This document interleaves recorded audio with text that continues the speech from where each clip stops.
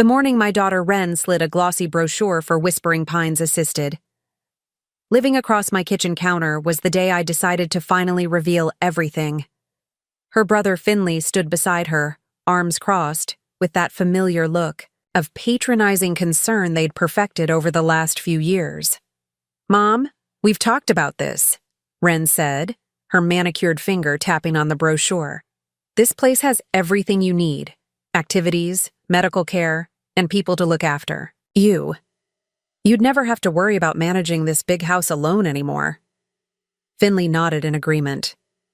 "They even have gardening clubs," he added, as if that small detail would somehow sweeten what they were really suggesting, that at 63, I was no longer capable of caring for myself. "Before I jump back in, tell me where you're tuning in from, and if this story touches you, make sure you're subscribed, because tomorrow I've saved something extra special for you." I poured myself another cup of coffee, hiding my smile behind the steam. If they only knew that the gardening I'd been doing in the renovated barn at the back of my property for the past 6 years was now generating more monthly income than both their salaries combined. I met their concerned gazes across my farmhouse kitchen, the same kitchen where I'd once packed their school lunches, nursed their childhood fevers, and later dried my tears after their father Roland walked out for his 20-something receptionist. It was also the kitchen where, 6 years ago at age 57, I'd opened my laptop and registered my business, Meadowlark Botanicals. "I know you both care about me," I said, pushing the brochure back toward them. "But I think there's something you should see first." I stood up, smoothing down my gardening apron. "Follow me." Their exchange of glances wasn't lost on me. That silent communication between siblings that screamed, "Mom's being difficult again." But they followed me anyway, through the back door and across the property toward the old barn that Roland had always planned to renovate but never did. After he left, I'd used part of the divorce settlement to transform it instead. "Mom, we don't need to see your herb garden again." Wren sighed behind me. "We know you enjoy your little hobby, but that's not the point. The point is," I pushed open the heavy wooden doors, revealing not the small herb operation they'd seen during their infrequent visits, but a state-of-the-art botanical processing facility. Stainless steel distillation equipment gleamed under industrial lighting. 5 employees in white lab coats looked up from their workstations, nodding respectfully before returning to their tasks. The air was fragrant with lavender, rosemary, and mint, the signature scent of my best-selling organic skincare line. "Welcome to Meadowlark Botanicals," I said, turning to catch their stunned expressions. "My little hobby that now supplies organic essential oils to luxury spas across 3 continents and generates annual revenue of just over $4 million. The silence was deafening. Finley's mouth opened and closed without producing sound. Wren's perfectly sculpted eyebrows disappeared beneath her bangs. But you said you were just growing herbs for farmers' markets," Finley finally stammered. "I was, 6 years ago. I walked them through the facility, explaining each process, introducing my team, biochemists and botanists who specialized in organic extraction methods. I showed them the packaging area where our signature blue glass bottles were filled, labeled, and prepared for shipping to high-end retailers and directly to consumers through our e-commerce platform. Last month, Radiance Luxury Hotels approached us about creating an exclusive line for their international properties," I continued, ignoring their ongoing shock. "The contract alone is worth 7 figures. I've been considering whether to accept or focus on our direct-to-consumer growth." We ended in my office, a bright corner room with floor-to-ceiling windows overlooking my extensive botanical gardens. On the walls hung framed features from Vogue, Elle, and Forbes. On my desk sat an industry award for sustainability in beauty products. "Why didn't you tell us?" Wren asked, her voice small and confused. The authority she'd walked in with had evaporated. I settled into my chair, gesturing for them to sit across from me. Would you have believed me? Or would you have worried I was being impractical, wasting my limited resources on a foolish dream? The question hung between us, answering itself in their guilty expressions. The truth was, I'd tried to tell them at the beginning. When Roland left after 30 years of marriage, I'd been devastated but also strangely liberated. Our relationship had been comfortable but stifling. He was the businessman. I was the supportive wife who'd set aside her botany degree to raise his children and host his corporate dinners. After the divorce, I'd called Wren excitedly about my plans to use my settlement to start a small botanical business. "Mom, be sensible," she'd cautioned over the phone. "You need that money for retirement.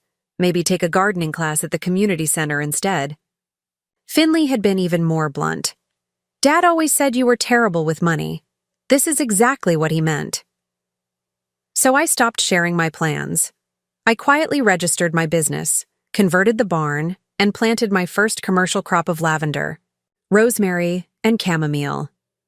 I took online courses in business management and digital marketing.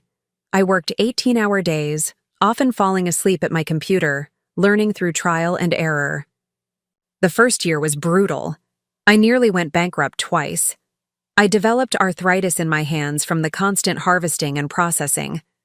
But something remarkable happened along the way. I discovered I had a talent for business that had gone untapped during my decades as Roland's wife. My scientific background gave me an edge in developing formulations that actually worked, not just smelled nice. And without Roland's constant reminders of my limitations, I flourished. By year 3, I'd hired my first employees. By year 4, we'd landed our first major retail account. Now, in year 6, I was fielding acquisition offers from international conglomerates. And through it all, I'd maintained the fiction that I was just a divorced woman with a small herb garden because it was easier than fighting their perception of me as someone who needed their guidance and protection. Preparing and narrating this story took us a lot of time, so if you are enjoying it, subscribe to our channel. It means a lot to us. Now back to the story. "So you've been wealthy this whole time?" Finley asked, his eyes fixed on the financial projections visible on my computer screen. "While we've been worrying about you living on a fixed income?" "I've been building something," I corrected gently. "The wealth is recent, and frankly, secondary to the satisfaction of creating something meaningful. Something mine." "But why keep it secret from us?" Wren pressed, her voice tinged with hurt. I took a deep breath. This was the harder part. "Because you never believed I could do it. From the moment your father left, you both slipped into his role of managing me, protecting me from myself.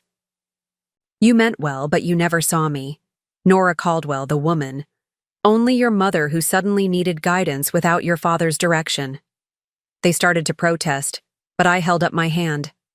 "It's all right, I understand. But I needed to prove to myself that I could succeed without anyone's approval or permission, that the voice in my head telling me I was capable, the voice that had been nearly silenced during my marriage, was right." Finley stood up abruptly and walked to the window, his back to us. I recognized the stance, identical to Roland's, when he felt challenged. "So this whole meeting today, the assisted living brochure, you let us come here and make fools of ourselves when you knew?" "I did," I acknowledged. "I'd planned to show you eventually, but your concern about my ability to care for myself seemed like the right moment. I'm sorry if that feels manipulative." Wren remained seated, studying me with new eyes. "You've changed, Mom," she said finally. "You're different." "I've become myself," I replied simply. We sat in silence for a moment, the gentle hum of the processing equipment in the background. Finally, Finley turned around. "So what happens now?" he asked, his voice carefully neutral. "Now? Now I continue growing my business. I'm expanding into medicinal botanicals next year, returning to my original passion before I detoured into being Roland Caldwell's wife. And you two can stop worrying about me ending up destitute." And the house? Wren asked, referring to their earlier concerns. I'm keeping it, though I am renovating the East Wing into a research laboratory. I smiled, softening the moment. You're both always welcome here, but as visitors to my home, not as caretakers. The weeks following that revelation were awkward. Finley threw himself into researching the botanical industry, sending me articles I'd read years ago. Wren vacillated between pride and something like competitive resentment that I'd succeeded in business where she was still climbing the corporate ladder. Neither quite knew how to relate to this new version of their mother. Roland called when he inevitably heard the news through mutual friends. Nora, he began without preamble when I answered, I always knew you had it in you. The familiar attempt to retroactively position himself as my champion. No, Roland, I replied calmly. You didn't. But that's okay. Neither did I. 6 months later, I was featured on the cover of Business Innovators magazine. Late bloomer, how Nora Caldwell built a multi-million-dollar botanical empire after. Sort? The photographer captured me in my gardens at sunrise, surrounded by the lavender that had started it all. Wren framed the cover and hung it in her office. Finley sent it to Roland without comment. The article mentioned my beginnings, my divorce, and my late-in-life entrepreneurship. But it didn't capture the profound personal transformation that had accompanied my business success. It couldn't convey how reclaiming my passion had healed decades of diminishment, or how proving my capability to myself had mattered more than proving it to anyone else. The most satisfying moment came not when I deposited my first $1 million check, but the day I realized I no longer heard Roland's voice in my head questioning my decisions. It had been replaced by my own voice, confident, clear, and unapologetic. As for Wren and Finley, our relationship has evolved. There are still moments when they slip into old patterns, offering unsolicited advice about my business or personal life. But these instances are now met with my gentle amusement rather than silent acquiescence. They're learning to see me as a whole person separate from my role as their mother, a woman with ambitions, talents, and yes, flaws of her own. Last month, Wren called me for advice about starting her own consultancy. I've been thinking about it for years, she confessed, but I was afraid of failing. The fear never goes away, I told her honestly. You just learn to let it ride in the back seat instead of driving. Finley has shown interest in the business itself, particularly our sustainability practices. While I'm not ready to bring family into Meadowlark, his environmental engineering background could prove valuable as we expand. The assisted living brochure that sparked our confrontation sits in my desk drawer as a reminder. Not of my children's well-intentioned but misguided concern, but of how easily we accept others' definitions of our capabilities when we should be defining them ourselves. The journey from Roland's wife to founder and CEO hasn't been easy. There were nights I cried myself to sleep from exhaustion and doubt. Mornings I could barely straighten my arthritic fingers to begin the day's work. Moments I nearly gave up. But the woman who emerged on the other side of that struggle is someone I'm proud to be. Someone who reminds me daily that our most significant blooming can happen at any age, once we give ourselves permission to grow. Sometimes I wonder what would have happened if Roland had never left, if I'd never been forced out of the comfortable numbness of my marriage. Would Meadowlark Botanicals exist? Would I have discovered my untapped abilities? Or would I have continued moving through, life half awake, my potential dormant beneath decades of compromise? I can't know for certain, but standing in my gardens at dawn, watching the first light illuminate the lavender, rosemary, and chamomile that transformed my life, I feel only gratitude for the path that led me here, every painful, beautiful, difficult step of it. And when my children visit now, they walk these same gardens not with concern for my welfare, but with respect for what I've built. Sometimes, as we share a glass of wine on the porch at sunset, I catch them looking at me with curious eyes, as if seeing me for the first time. Not as someone to be managed, but as someone to be discovered. It's never too late to become who you might have been. I'm living proof of that. And in the discovery of my own capabilities, I've given my children an unexpected gift. The chance to know their mother not just as a parent, but as a woman who refused to be diminished by circumstances or defined by limitations others placed upon her.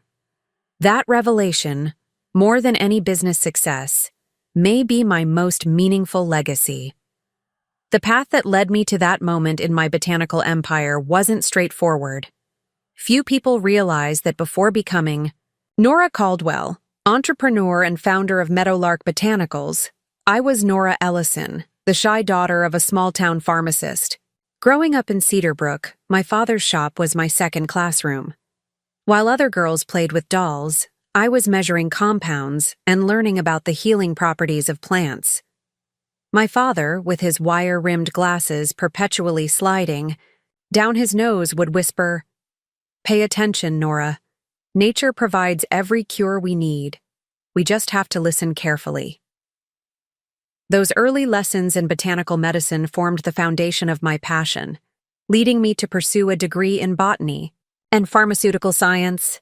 My thesis on traditional herbal remedies and their potential applications in modern medicine earned recognition from several pharmaceutical companies. At 23, my future seemed limitless. I had offers from research institutions and was considering a doctoral program. Then I met Roland Caldwell at a university fundraiser.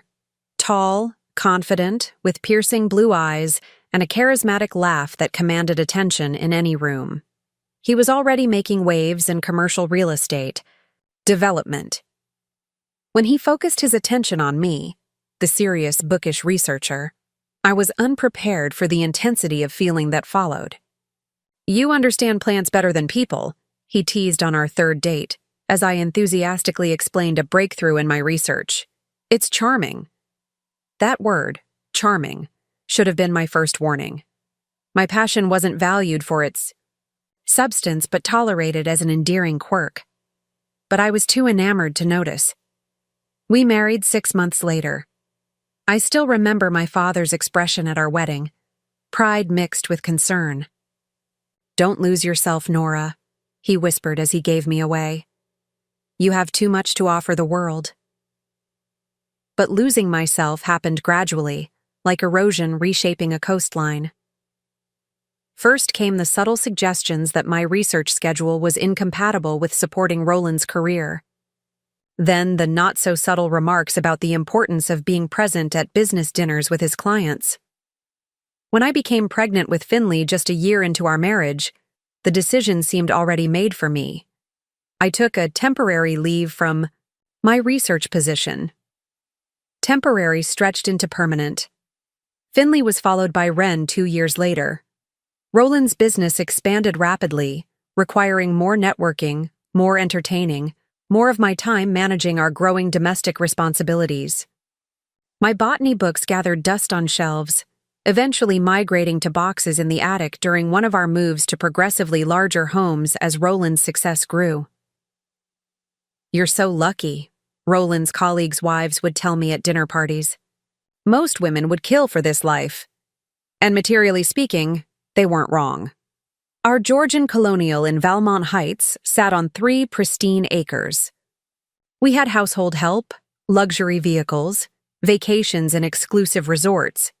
The children attended elite private schools. But something essential had been surgically removed from my life, purpose beyond supporting others. I tried, occasionally, to reclaim pieces of my former passion. When the children started elementary school, I converted a small corner of our expansive property into an herb garden. Roland indulged this hobby with benevolent amusement. "Nora needs her little plants," he'd tell guests, with the same tone one might use to describe a child's attachment to a security blanket. "It keeps her busy." The garden became my sanctuary, the one place where I still felt connected to my truest self. I experimented with different varieties, studied cultivation techniques, and began making small-batch tinctures and salves using my father's old formulas.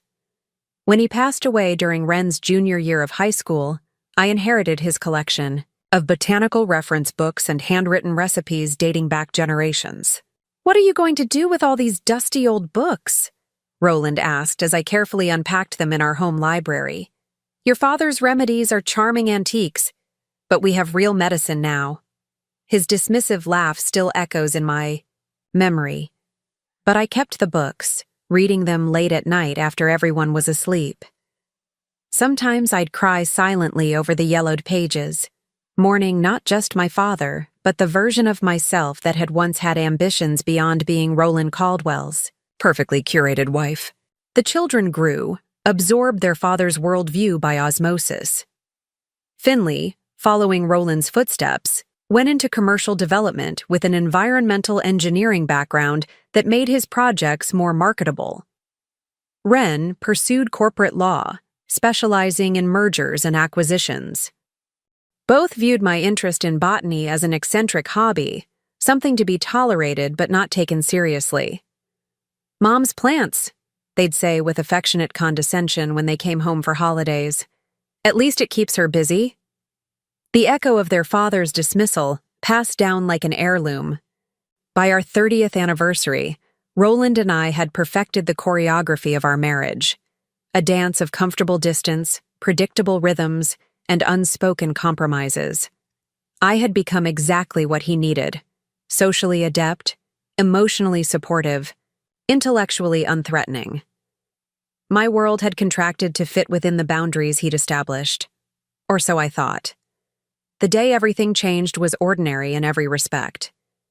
I was planning a dinner party for Roland's newest clients, reviewing the caterer's menu in my home office when his text message arrived. "Need to talk. Coming home early." No punctuation, no terms of endearment. Just information, efficiently. Delivered. I remember checking my appearance before he arrived, a habit ingrained over decades. Hair neatly styled, makeup refreshed, clothing unwrinkled. Roland valued presentation above all else. He entered my office without knocking, his expression unreadable.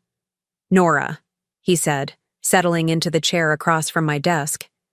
"I've decided to make some changes." The clinical detachment in his voice told me everything before he spoke another word. Roland had always approached emotional matters like business transactions, assessing value, calculating costs, maximizing return on investment. "I've been seeing someone," he continued, his tone suggesting he was discussing a stock purchase rather than infidelity. "Allegra understands the direction my life is taking now. We connect on a deeper level." Allegra, his firm's new marketing director, 36 years old to my 57. I'd met her at the company holiday party, noticed how she laughed at Roland's jokes with just the right amount of admiration. "I'll be fair in the settlement," he added, already transitioning to logistics. "You can keep this house if you want. Though it's really too large for one person. I've already spoken with my attorney about the financial arrangements." The remarkable thing was what I didn't feel: surprise, devastation, or even anger. Instead, sitting across from the man who had shaped my existence for 3 decades, I felt something unexpected breaking through the numbness. Relief. "How long?" I asked, my voice steadier than it had any right to be. "Does it matter?" Roland countered, checking his watch subtly, always mindful of his schedule. "No," I realized aloud. "I suppose it doesn't." He left for a conference that evening, moving his belongings to Allegra's downtown loft upon his return. The divorce proceedings were efficient, like everything Roland orchestrated.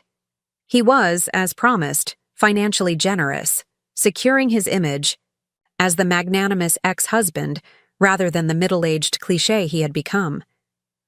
Wren and Finley were initially shocked, then pragmatically accepted the new reality. "Dad says she makes him feel alive again," Finley explained uncomfortably during one of our awkward post-divorce dinners. "He says he was stagnating." The implication hung unspoken between us, that life with me had been stifling his potential, that I was somehow insufficient. I nodded and changed the subject, not yet ready to challenge the narrative Roland was crafting about our marriage. The first months alone in our, now my house, were strangely peaceful. I wandered through rooms that had always been decorated to Roland's taste, seeing them with new eyes. I moved furniture, replaced artwork, donated his remaining possessions to charity. Each change, however small, felt like reclaiming territory. The pity in my children's eyes when they visited was harder to bear than the divorce itself. They'd inherited their father's fundamental misunderstanding of who I was, seeing me as dependent, fragile, incapable of thriving without Roland's guidance. Their concern, while genuine, was predicated on a version of me that had never truly existed. "Mom, have you thought about selling this place?" Ren suggested during one visit, eyeing the expansive property. "It's a lot for you to manage alone." "I'm managing fine," I replied, noticing how she exchanged glances with her brother, the same look Roland would give the children when I said something he considered naively optimistic.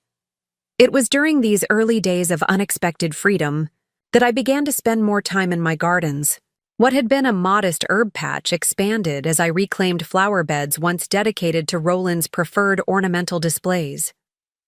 I planted lavender, chamomile, calendula, and dozens of other medicinal herbs. My hands, soft from decades of minimal, physical labor, grew calloused and strong. 6 months after Roland left, I received an unexpected visitor. Eliza Thornfield, my former research partner from university days, had come across my name while visiting her daughter in Valmont Heights. "Nora Ellison," she exclaimed when I opened the door, using my maiden name as if the intervening decades had never happened. "I've thought about you so many times over the years. Whatever happened to that brilliant research you were doing on traditional botanical formulations?" We sat in my garden for hours that afternoon, the years melting away as we fell back into the easy rhythms of scientific discussion.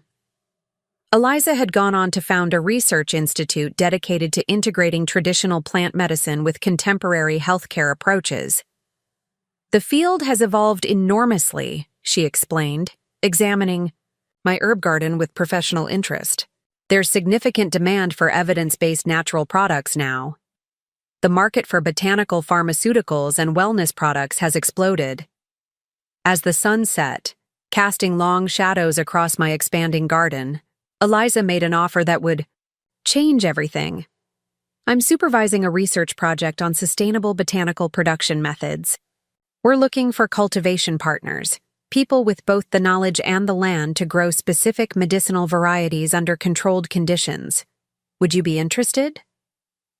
That night, after Eliza left, I sat at my kitchen table surrounded by the research materials she'd provided. The first 5-star review from a customer whose chronic eczema had improved after decades of prescription treatments had failed. The first month, the business account showed a modest profit rather than a loss. Through it all, I told no one my family about the true scope of what I was building. When Wren or Finley visited, they saw only what I chose to show them: a small herb garden that had expanded somewhat, a modest table at the local farmer's market selling homemade balms and tinctures. If they noticed my increasing absences from family gatherings due to gardening commitments, they attributed it to an eccentric widow's harmless hobby. Roland, when our paths occasionally crossed at the children's events, would ask with performative concern, "Keeping busy with your plants, Nora?" His tone suggesting gentle amusement at my quaint pastimes. I would smile and nod, saying nothing about the distribution deals I was negotiating, the clinical trials my formulations were undergoing, or the manufacturing facility taking shape on the property he had once owned. There was a peculiar freedom in being underestimated. Without the weight of others' expectations or scrutiny, I could take risks that might have seemed reckless under observation. I could fail and try again, without justifying my choices or defending my capabilities. 3 years after our divorce was finalized, Roland and Allegra held their wedding at an exclusive vineyard estate. I declined the invitation politely, citing prior commitments. Those commitments included finalizing Meadowlark's first major retail partnership, a regional chain of luxury spas that would feature our products exclusively. The business grew steadily, methodically. Unlike many startups that pursued rapid expansion at the expense of quality, I maintained tight control over production methods and ingredients. Every batch was tested for potency and purity. Suppliers were vetted not just for their organic certifications, but for sustainable farming practices.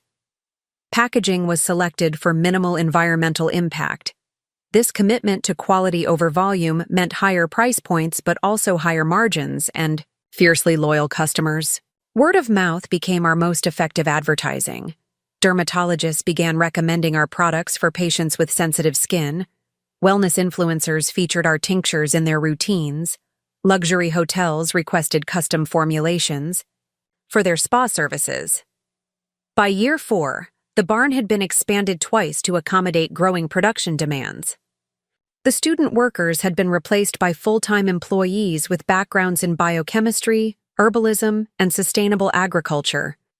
The direct-to-consumer website generated more revenue than all retail partnerships combined. And a private equity firm had made the first of what would become increasingly frequent acquisition inquiries. My personal transformation paralleled the business's growth. The woman who had once checked her appearance before Roland's arrival now spent days in work clothes with soil under her fingernails and botanical oils in her hair. My hands, once manicured for corporate dinners, were now strong and capable from working with plants and equipment. Most significantly, the tentative voice that had been silenced over decades of marriage had regained its authority when discussing formulations, business strategy, or cultivation techniques.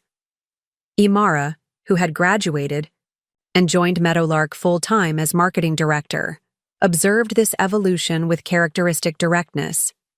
"You know what's weird, Ms. C? When you talk about plants or business, you're completely different than when your kids call. It's like you transform into someone else around them." Her observation was uncomfortably accurate.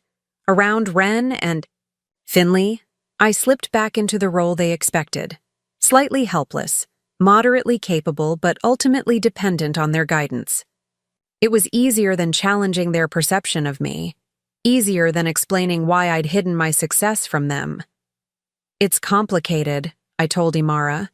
"They mean well." "Maybe," she replied, unconvinced. "Or maybe they need to see who you really are." That opportunity came sooner than I anticipated. As Meadowlark approached its 6th anniversary, the business had reached a critical inflection point. We had outgrown our production capacity yet again. International retailers were requesting distribution rights. The research partnership with Eliza's Institute had yielded patentable extraction methods with applications beyond cosmetics. The morning Wren and Finley arrived with that glossy brochure marked the culmination of years of parallel lives, mine in plain sight, yet somehow invisible to them. Standing in my kitchen, watching their concerned expressions as they outlined their plans for my future care, I felt a strange mixture of amusement and sadness. The irony wasn't lost on me. They were so busy worrying about my ability to manage a house that they'd completely missed the thriving enterprise I'd built around them. The walk to the barn that day changed everything. Seeing their stunned expressions as they took in the reality of Meadowlark Botanicals, not a hobby, but a legitimate business with employees, equipment, and substantial revenue, was both satisfying and uncomfortable. Years of their benevolent condescension crashed against the undeniable evidence of my capabilities. "I don't understand," Finley kept repeating, examining the production floor where 2 employees were carefully measuring essential oils into precision equipment. "When did all this happen?" "6 years ago," I replied simply, "after your father left." Wren's reaction was more measured, her analytical mind quickly recalibrating. "Why keep it secret?" she asked, her expression shifting between confusion and something that might have been hurt. "We could have helped you." That question, so reasonable on its surface, revealed exactly why I'd maintain the fiction of the modest herb garden. "Could you have?" I countered gently. "Or would you have worried about the risks, cautioned me to start smaller, reminded me of my age and inexperience?" Their silence was answer enough. In the weeks that followed that revelation, our relationship entered unfamiliar territory. Wren, always the more adaptable of my children, transitioned relatively quickly from concern to curiosity. She began asking thoughtful questions about the business operations, occasionally offering insights from her legal background that proved genuinely useful. Finley struggled more with the shift in perception. During a particularly tense Sunday, "Dinner?" he abruptly asked. "Were you laughing at us this whole time? Letting us worry about you when you were becoming this?" He gestured vaguely toward the barn visible through the dining room windows. "I was never laughing at you," I answered carefully. But I needed to prove something to myself without the weight of anyone else's expectations or doubts, even well-intentioned ones. The most difficult conversation came when Wren discovered just how successful Meadowlark had become. She'd been helping review a contract for an international distribution deal when she saw the projected revenue figures. "Mom," she said slowly, looking up from the paperwork spread across my office desk. "This says the company is valued at over $12 million. I nodded, continuing to sort through sample containers for our newest product line. $12 million, she repeated, her voice rising slightly. "And you let us lecture you about managing your retirement funds? You let us worry about whether you could afford to maintain this house?" I set down the samples and met her gaze directly. "Your concern came from a genuine place, Wren. I never resented it, but it was based on assumptions about my capabilities that I needed to disprove, to myself most of all." "But we're family," she protested. "Families don't keep secrets like this." That statement, so certain yet so flawed, made me smile sadly. "Don't they? Your father kept plenty of secrets. During our marriage, you and Finley have aspects of your lives you don't share with me. Families are often built on carefully maintained illusions about one another." My relationship with Roland shifted too, once news of Meadowlark's success inevitably reached him. Through our mutual social circles, his initial disbelief gave way to a particularly grating form of retroactive support. "I always knew you had untapped potential, Nora," he declared during an unexpected visit to what had once been our shared home. He surveyed the property with new eyes, noting the expanded production facilities and manicured test gardens. "You just needed the right motivation to find it." His presumption, that my success was somehow connected to his abandonment rather than achieved despite it, might once have infuriated me. Instead, I found myself regarding him with something approaching compassion. Roland's need to position himself as the catalyst for my growth revealed more about his insecurities than my journey. "Would you like a tour of the facilities?" I offered, maintaining professional courtesy. "We've developed some interesting applications for the extraction methods we patented last year." He declined, clearly uncomfortable with this version of me, confident, knowledgeable, operating in a sphere where his opinion carried no special weight. Our conversation remained brief and superficial. As he prepared to leave, he asked with forced casualness, "Do you ever think about how differently things might have turned out if we'd stayed together?" The question deserved honesty. "Yes," I admitted. "Meadowlark wouldn't exist. I would never have rediscovered this part of myself while trying to fit into the space you'd allocated for me in your life." His expression tightened momentarily, before he managed a polite nod. "Well, you certainly seem fulfilled." "I am," I replied simply. It was perhaps the most genuine exchange we'd had in decades. The business continued to expand, requiring increasingly complex decisions about its future direction. International opportunities presented both promise and challenge. regulatory hurdles in foreign markets, quality control concerns with overseas, manufacturing, potential dilution of the brand's artisanal image. These questions coincided with my own reflections on personal legacy. At 63, I remained energetic and deeply engaged with Meadowlark's operations. Yet I'd begun to consider what would ultimately happen to this creation I'd built from nothing. Would it be sold to a conglomerate that might compromise its core values? Would it simply disappear when I eventually stepped back? During this period of contemplation, Imara approached me with an unexpected proposal. Now, 32 and serving as Meadowlark's chief marketing officer, she had become my most trusted colleague. "I've been thinking about Meadowlark's future," she began during one of our weekly strategy sessions. "And about how the company's ethos is so intertwined with your personal values." I nodded, having had similar thoughts myself. "What if," she continued, "we restructured as a benefit corporation? It would allow us to legally protect the company's commitment to environmental sustainability and ethical sourcing, even if ownership eventually changes." The suggestion aligned perfectly with my unvoiced concerns. We spent the next several months consulting with attorneys, revising operating agreements, and recalibrating our business model to formally incorporate social and environmental impact as legally binding performance metrics alongside profit. This transition period coincided with another significant change in my personal life. My brother Miles, always restless, had finally settled in Valmont Heights after decades of global wandering.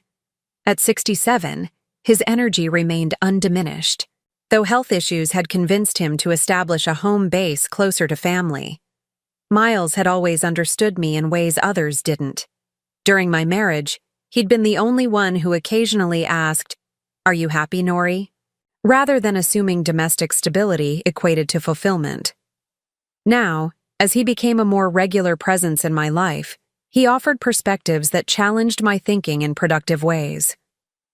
"You've built something remarkable," he observed one evening as we shared dinner on my patio. "But I notice you still talk about it as if it's separate from you. Something you created rather than an expression of who you are."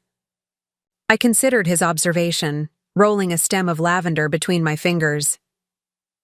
Maybe because for so long, my identity was defined by my relationships to others, Roland's wife, Wren, and Finley's mother. Meadowlark feels like something I built, not something I am. Miles shook his head. "That distinction is artificial. You didn't just build a business. You reclaimed parts of yourself that had been buried. The scientific mind, the problem solver, the risk taker. Those were always you, Nori. They were just dormant for a while." His words resonated deeply, prompting me to reflect on how I presented myself to the world. For the first time in decades, I felt the familiar surge of intellectual excitement that had once defined my life. I stayed up until dawn, reading studies, examining market analyses, formulating plans. The research partnership was modest at first, dedicating 1 acre to growing specific lavender cultivars using protocols Eliza's team had developed. The arrangement provided startup funds for proper irrigation and soil amendments, plus a guaranteed purchase of the resulting harvest. But more importantly, it reconnected me to the scientific community I'd abandoned decades earlier. When I called Wren to share my excitement about this new venture, her response was predictably measured. "That sounds like a lot of work, Mom. Are you sure you're up for it? Maybe start with something smaller?" Finley was more direct. "Mom, you don't need to work. Dad's settlement was generous. Why put yourself through all that physical labor at your age?" Their concerns, though frustrating, were unsurprising. They had never known me as anything but Roland's wife and their mother, the ambitious researcher, the passionate botanist. These versions of me existed only in my own memory. Rather than argue, I simply proceeded with my plans. I hired local college students studying agriculture to help with the initial field preparation and planting. I converted part of the detached garage into a processing area for drying and storing the harvested plants. I took online courses in business management, absorbing information with the same intensity that had once made me a promising young scientist. The first harvest exceeded expectations. The lavender thrived in the microclimate of my property, producing essential oil with exceptionally high linalool content, particularly valuable for pharmaceutical applications. Eliza's Institute purchased the entire yield and immediately contracted for expanded production the following season. Encouraged by this success, I began experimenting with additional varieties and processing methods. Using my father's old formulas as starting points, I developed small batch salves and tinctures, testing them on my increasingly problematic gardener's hands. The results were remarkable. A calendula comfrey balm that healed cracked skin overnight, a lavender chamomile tincture that calmed inflammation. One of my student workers, Imara, was studying marketing along with sustainable agriculture. "Miss Caldwell, these products are amazing," she said after trying my hand balm. "You should be selling these." That wasn't really the plan, I demurred, still thinking of my herb garden primarily as a research project rather than a business opportunity. "Can I show you something?" Imara asked, pulling out her laptop. She opened a presentation she'd prepared for a class project, a complete marketing strategy for what she called Meadowlark Botanicals, named after the birds that frequented my garden. The presentation was professional and compelling, identifying target markets, pricing strategies, and distribution channels. Most striking was how she had positioned the brand, not as simply natural or organic, but as scientifically formulated botanical solutions developed by a researcher with pharmaceutical training. People want natural products, but they also want ones that actually work, Imara explained. Your background gives these formulations credibility that most botanical brands can't claim.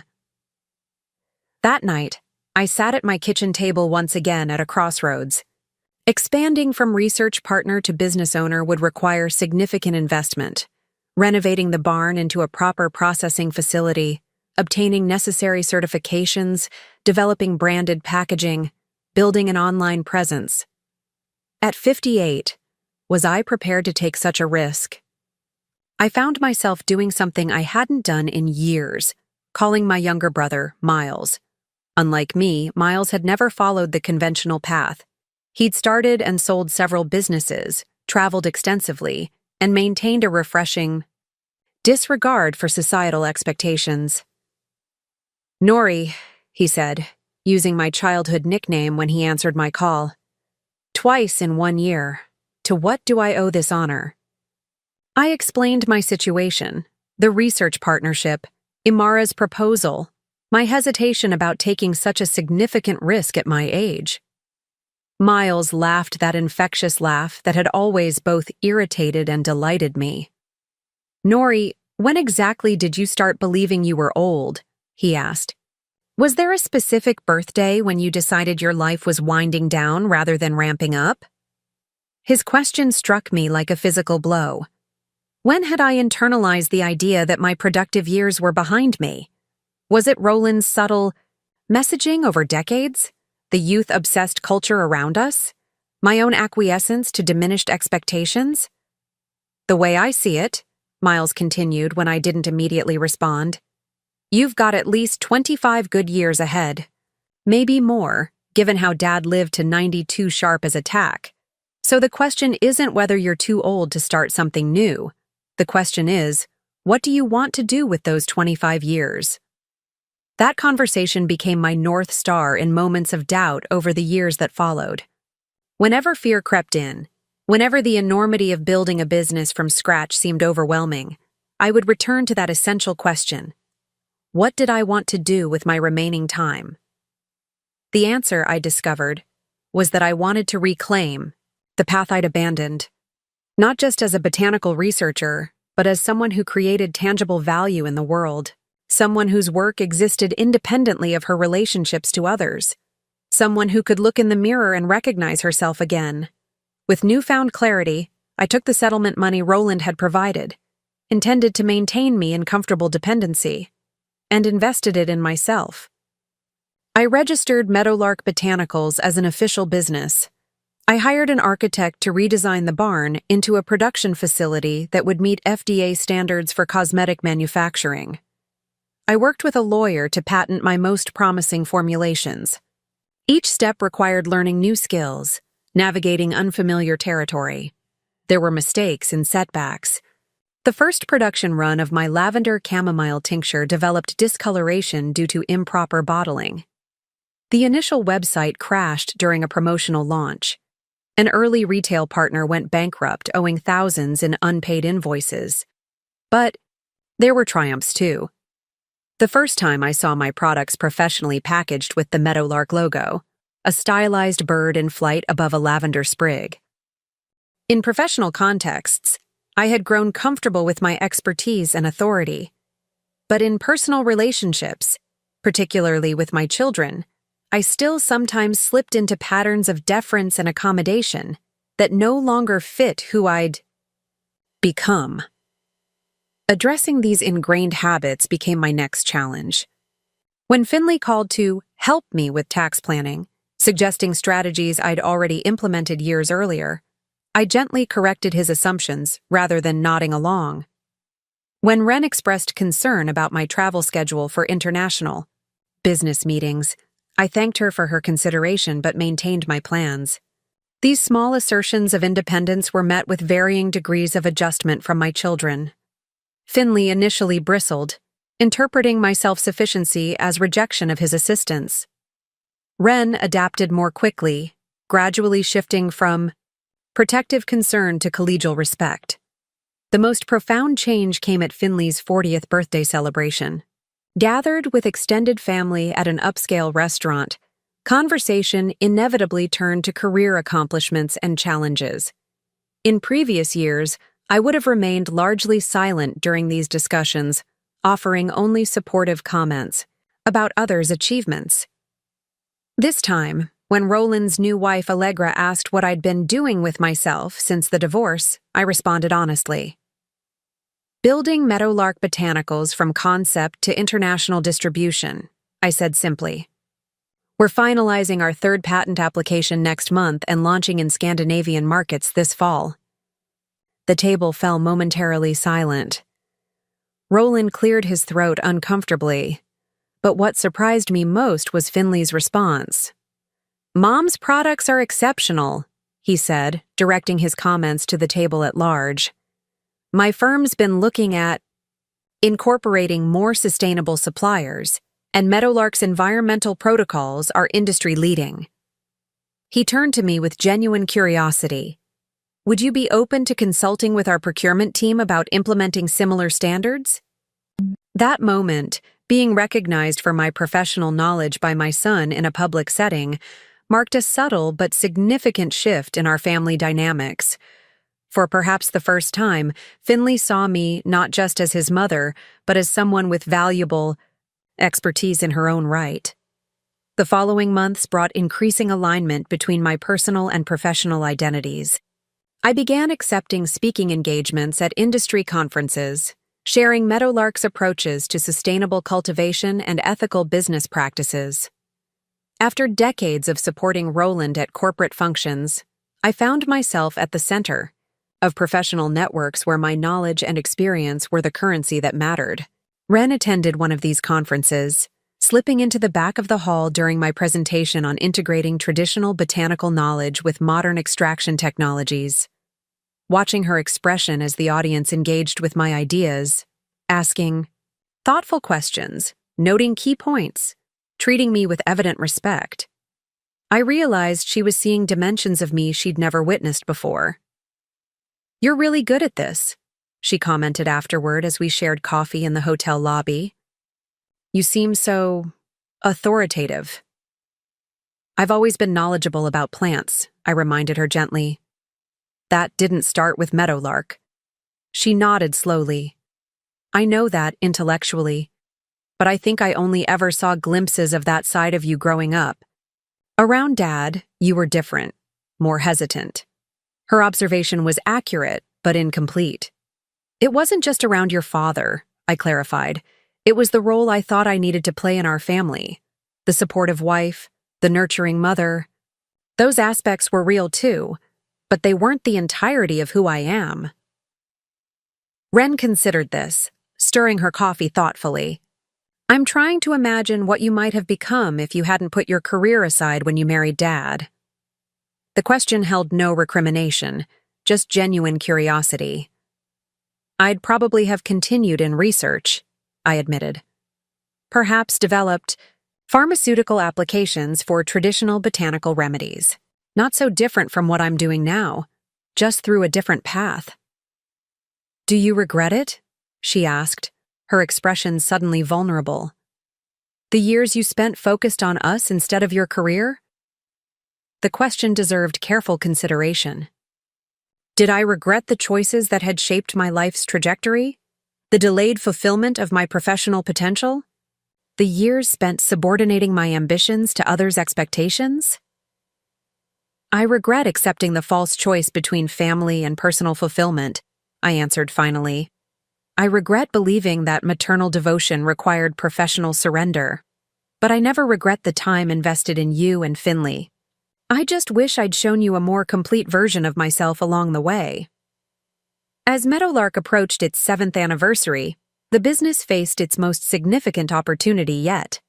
Lumina, a global wellness conglomerate, approached with an acquisition offer that exceeded all previous valuations.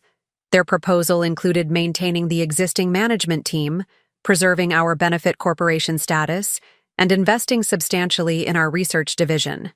The decision wasn't straightforward.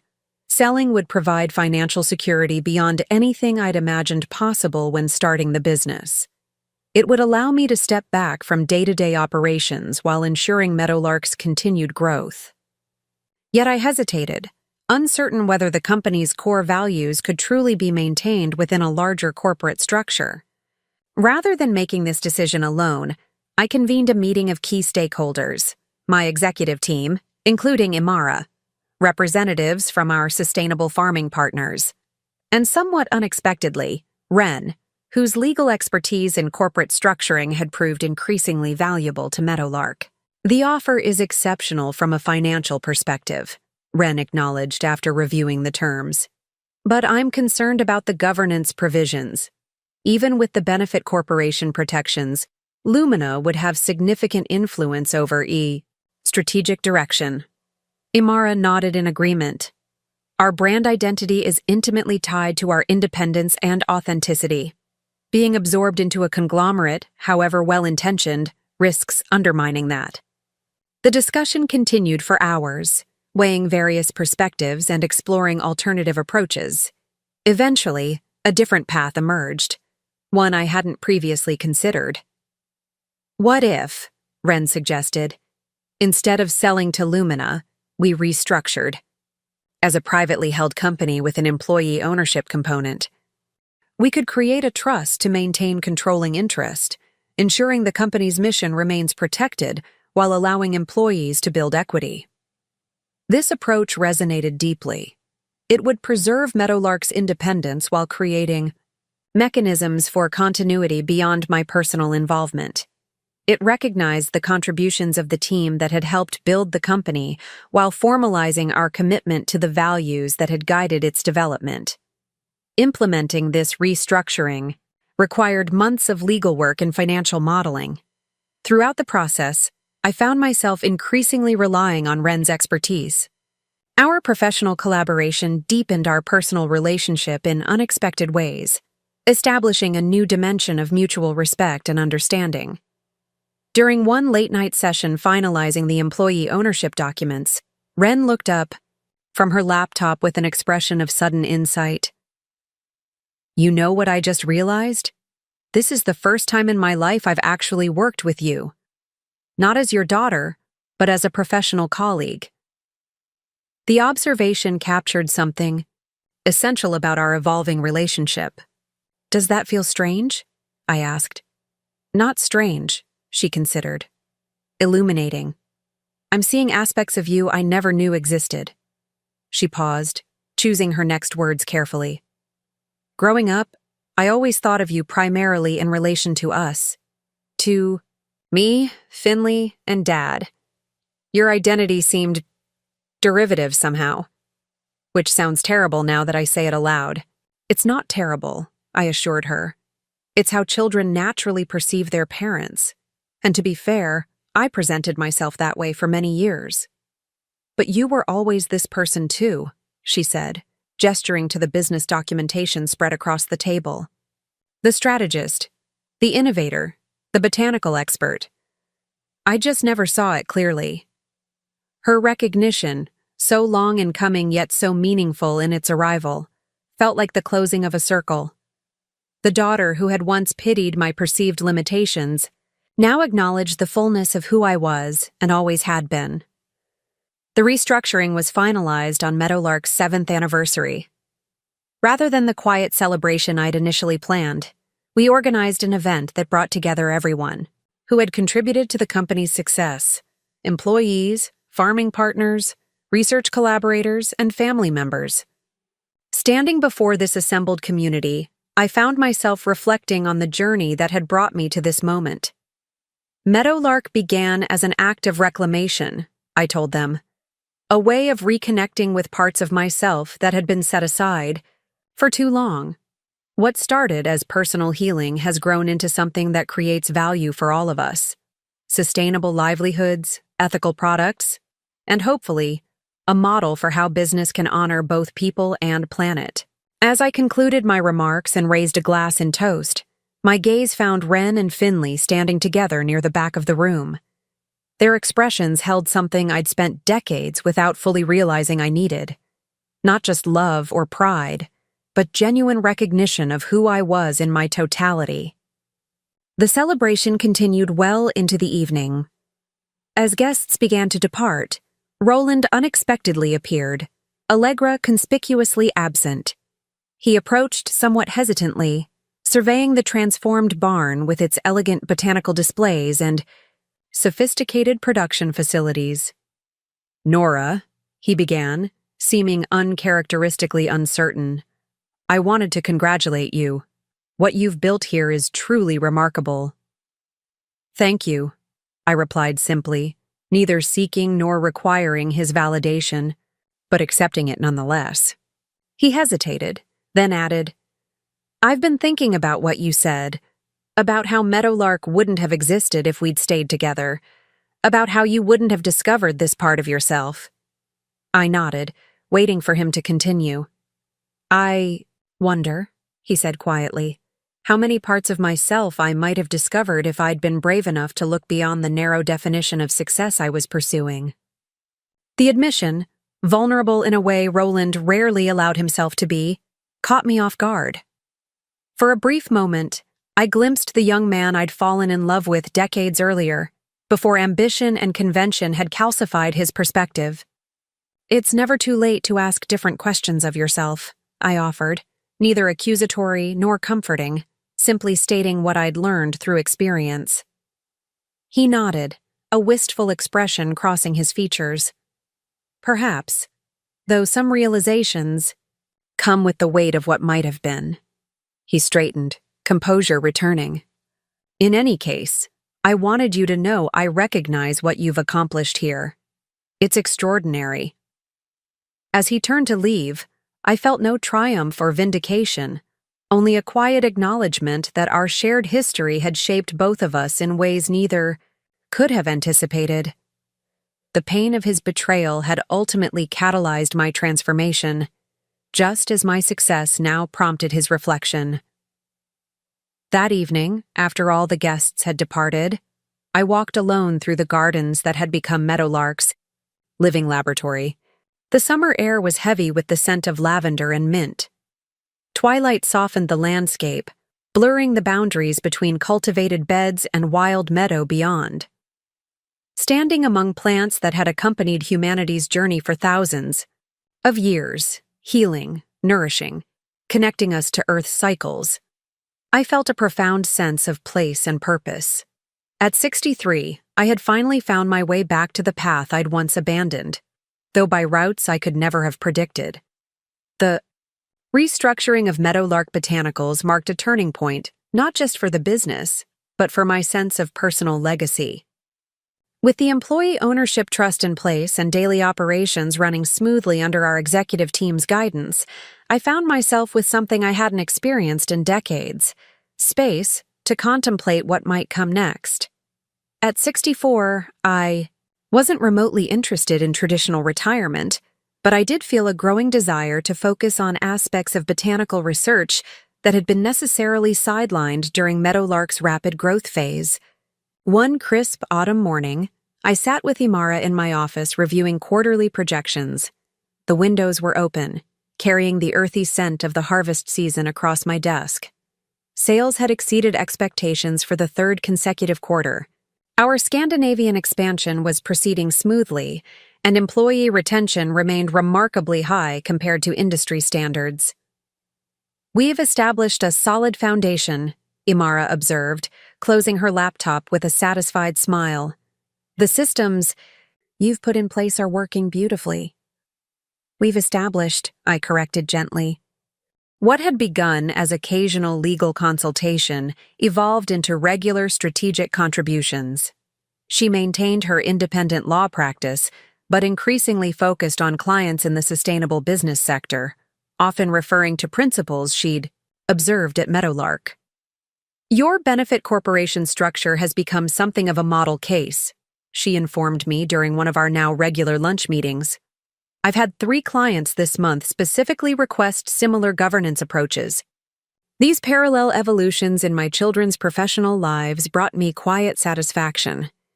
Without directly imposing my values, I had demonstrated an alternative to the consumption-focused business paradigm they'd absorbed from their father. They were finding their own ways to integrate purpose with profession, ethics with enterprise." The Foundation's first major research initiative launched 18 months after that initial board presentation. Working in partnership with 5 indigenous communities across 3 continents, we began systematically documenting traditional botanical preparations while analyzing their chemical compositions and potential applications. Elena assembled a diverse research team that included ethnobotanists, biochemists, and most importantly, traditional knowledge keepers from each partner community. These elders weren't treated as research subjects, but as expert collaborators whose insights guided our scientific inquiries. Our first significant finding came from a collaborative investigation with Marisol's community in Peru. They had traditionally used a particular preparation of Minthostachys mollis, known locally as munya, to treat respiratory infections. Our analysis revealed a unique combination of compounds with potent antimicrobial properties against pathogens that had developed resistance to conventional antibiotics. More importantly, the traditional preparation method, which involved a complex fermentation process, produced effects that couldn't be replicated through simple extraction of the plant's essential oils. This vindicated Marisol's insistence that the preparation process was as important as the plant material itself, something often overlooked in conventional pharmacological research that focused on isolating single, active ingredients. Publishing these findings in a respected scientific journal represented a delicate balancing act. We needed to validate the community's knowledge within established scientific frameworks while ensuring they received appropriate recognition and protection for their intellectual contributions. The solution involved listing Marisol and other community knowledge holders as primary authors alongside our scientific team, establishing a new precedent for acknowledging indigenous expertise in academic contexts. The publication generated significant interest from both scientific and traditional medicine communities. Invitations for presentations and collaboration requests arrived weekly. This attention brought new considerations about how to manage growing interest without overwhelming our partner communities or compromising our ethical commitments. During this period of rapid development, I received an unexpected invitation from Valmont University, my alma mater, where I'd completed my original botany degree nearly 4 decades earlier. They were organizing a symposium on integrative approaches to healthcare and wanted me to deliver the keynote address. Standing at the podium in the university's grand hall was a surreal experience. The last time I'd been in this building had been for my graduation, Full of ambition and scientific curiosity before marriage and motherhood had redirected my path. Now, I returned not as the student I had been, or the conventional success I had once envisioned becoming, but as something altogether different. A scientist entrepreneur whose unconventional journey had ultimately created distinctive contributions to both business and botanical research. My address focused on bridging traditional wisdom with contemporary science, emphasizing the urgent need to preserve botanical knowledge that was rapidly disappearing worldwide. I spoke of the false dichotomy between traditional and modern approaches, arguing instead for integrated methodologies that respected diverse knowledge systems while maintaining rigorous standards of evidence. As I concluded my remarks, I noticed Roland sitting in the audience, an unexpected presence that momentarily threw me off balance. We had maintained cordial if distant relations since our divorce, but his attendance at this professional event was unprecedented. More surprising still was seeing him seated beside Wren and Finley, who had apparently come without informing me. During the reception that followed, Roland approached with uncharacteristic hesitancy. "That was quite illuminating," he offered, maintaining the formal politeness that had characterized our post-divorce interactions. I had no idea the Foundation's work had advanced so substantially. "Thank you for coming," I replied, genuinely curious about his presence. "It's an unexpected pleasure." He glanced toward Wren and Finley, who were engaged in animated conversation with Elena across the room. "The children thought I should see this aspect of your work. They felt I might not fully appreciate what you've accomplished." The admission that our children had advocated for my achievements to their father filled me with a complex emotion I couldn't immediately identify. Not validation, exactly, but a sense of wholeness, as if fragmented pieces of my life were finally being recognized as part of a coherent whole. "And do you?" I asked, more directly than I might have in years past. "Appreciate it, that is?" Roland considered the question with unusual thoughtfulness. "I'm beginning to understand that I never really knew you, Nora.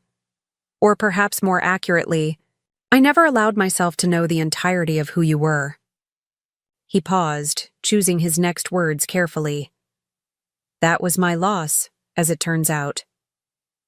The acknowledgement was as close to an apology as Roland had ever offered for the limitations he'd imposed during our marriage.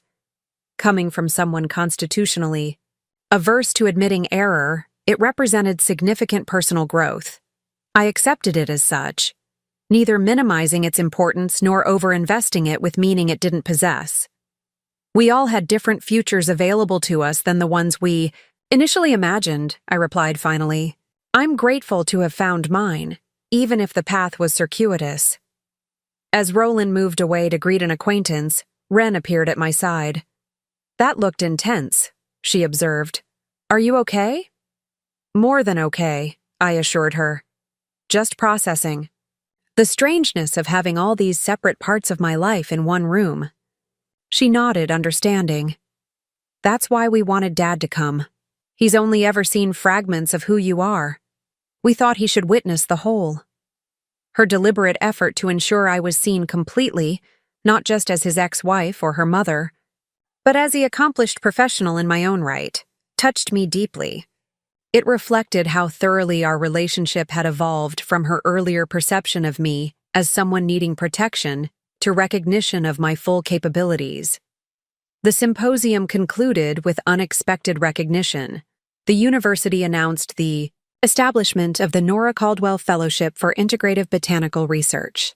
Funded by an anonymous donor, the fellowship would support graduate students pursuing cross-disciplinary research at the intersection of traditional botanical knowledge and contemporary science.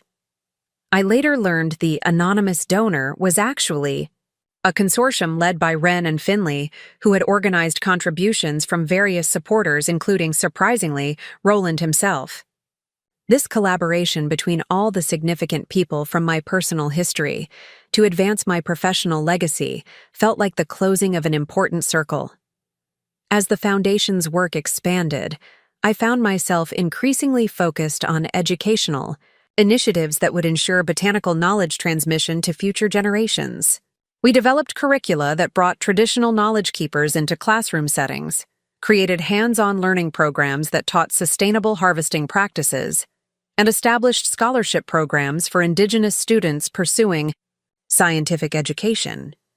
These efforts reflected my growing awareness that preservation alone was insufficient.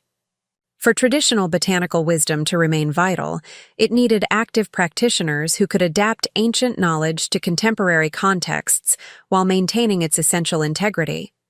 Working with young people, both from Indigenous communities and conventional educational backgrounds, became an unexpected source of personal renewal. Their questions challenged my assumptions.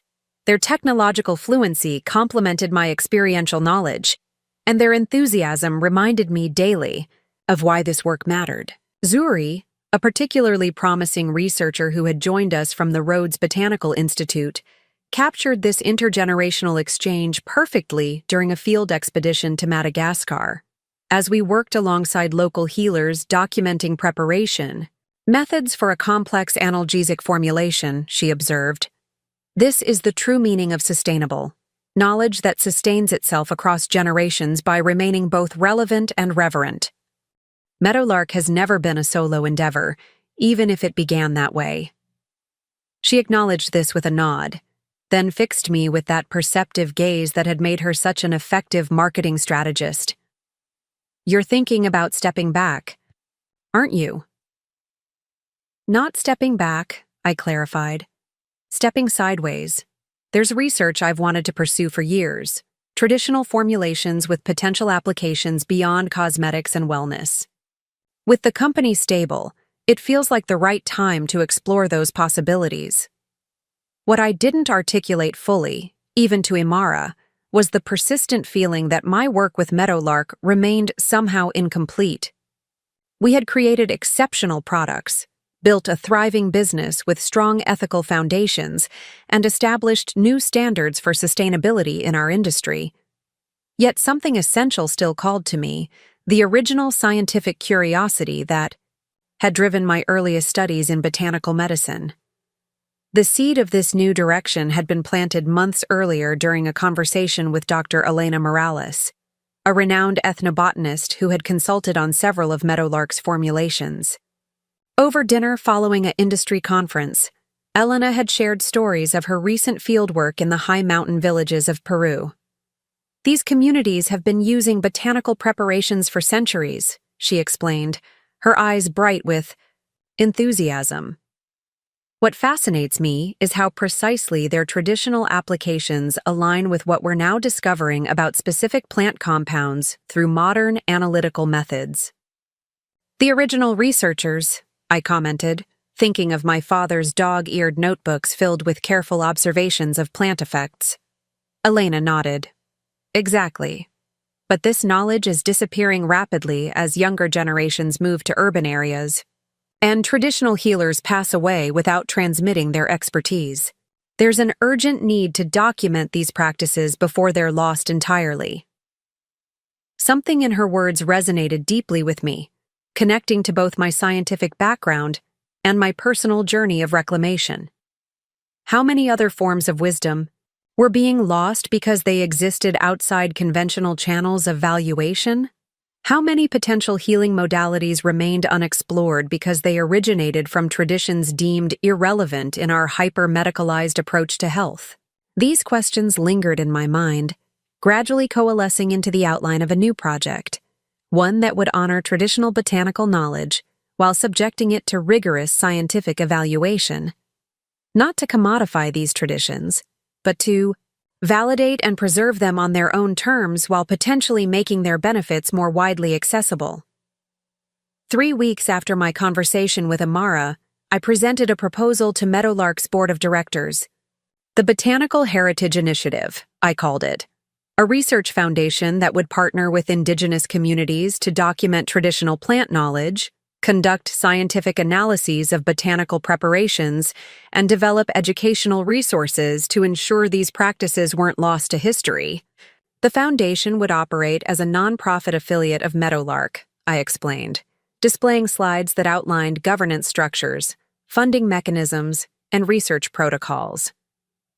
Initial funding would come from a dedicated percentage of company profits, with additional support from grants and charitable contributions. The board's response was overwhelmingly positive, though not without practical questions about implementation. Ren, who now served as one of our independent directors, raised her hand with characteristic directness. "The mission is compelling," she acknowledged, "but establishing meaningful partnerships with indigenous communities requires specialized expertise and deep relationship building. Have you considered who would lead this work?" It was a valid question that cut to the heart of the initiative's potential limitations. "I've been in preliminary discussions with Dr. Elena Morales about serving as the Foundation's research director," I replied. "Her established relationships with several communities would provide an ethical entry point. But you're right that this work requires cultural competencies beyond my personal experience." What followed was a thoughtful discussion about how to ensure the initiative genuinely served the communities whose knowledge it sought to preserve, rather than extracting value from them. We established core principles that would guide all partnerships: community leadership in determining research priorities, equitable sharing of any financial benefits generated, recognition of intellectual property rights, and absolute respect for knowledge that communities deemed sacred or not appropriate for wider dissemination. As the meeting concluded, I felt a familiar spark of excitement, the same energy that had propelled me through Meadowlark's early development. This new direction wasn't a departure from what we'd built, but rather an expansion of its fundamental values into realms beyond commercial enterprise. The following months were consumed with establishing the Foundation's legal structure, developing detailed research protocols, and building relationships with potential partner communities. I traveled extensively with Elena, visiting traditional healers in mountainous regions of Peru and Ecuador, remote villages in Madagascar, and indigenous communities in northern Australia. These journeys challenged me physically and culturally, pushing me far beyond the comfortable routines I'd established at Meadowlark. At 64, I found myself hiking mountain trails to reach isolated communities, sleeping in basic accommodations, without modern amenities, and communicating through translators when direct language connection wasn't possible. Yet these challenges were accompanied by moments of profound connection and learning. In a small Quechua community in the Peruvian highlands, I spent 3 days with Marisol, an elderly healer who had been preserving her family's botanical traditions since childhood. She showed me how she harvested specific plants only during certain lunar phases, prepared infusions using precise temperature gradients, and applied different formulations based on subtle variations in symptoms that Western medicine often lumped into single diagnostic categories. "Plants speak," Shitar told me through our translator, her weathered hands expertly stripping leaves from a woody stem. "Not with words, but with energy. You must listen with more than ears." Her statement might once have seemed mystical to my scientifically trained mind, but after years working intimately with botanical materials, I recognized the truth in her. Perspective. Different harvest times, growing conditions, and processing methods profoundly affected plant properties in ways that could be verified through chemical analysis, but were most immediately apparent through direct sensory engagement. These experiences reinforced my conviction about the Foundation's importance, while humbling me regarding my own knowledge limitations. I was a scientist with decades of botanical experience, yet these traditional practitioners understood plant relationships and applications that had never appeared in my formal education. As the Foundation took shape, an unexpected parallel development emerged in my personal life. Finley, who had initially been the more resistant of my children to my transformation, approached me about a personal project. "I've been thinking about sustainable land management," he explained during a weekend visit to my home. "My firm has been acquiring properties for development, but I've been uncomfortable with our approach to the existing ecosystems. I was wondering if you might consult with me on more regenerative alternatives." His request represented a significant shift in our relationship dynamic. For the first time, he was seeking my expertise not out of politeness, but genuine professional respect. We spent that afternoon walking the grounds of Meadowlark, discussing how our cultivation practices preserved biodiversity while maximizing yield through companion planting and careful resource management. "You've created an entirely different model here," he observed, surveying the carefully designed growing zones that mimicked natural plant communities rather than imposing artificial monocultures. "It's beautiful and productive." "The beauty and productivity aren't separate qualities," I explained. "They're interconnected expressions of ecological health. When systems function as integrated wholes rather than isolated components, both aesthetic harmony and practical efficiency emerge naturally." Something in this perspective clearly resonated with him.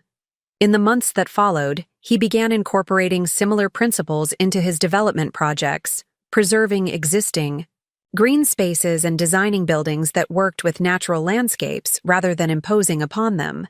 His professional trajectory gradually shifted toward environmentally conscious development, not abandoning his core expertise, but redirecting it toward more harmonious applications. This evolution in Finley's approach mirrored my own journey, from conventional science to a more integrated understanding of botanical wisdom.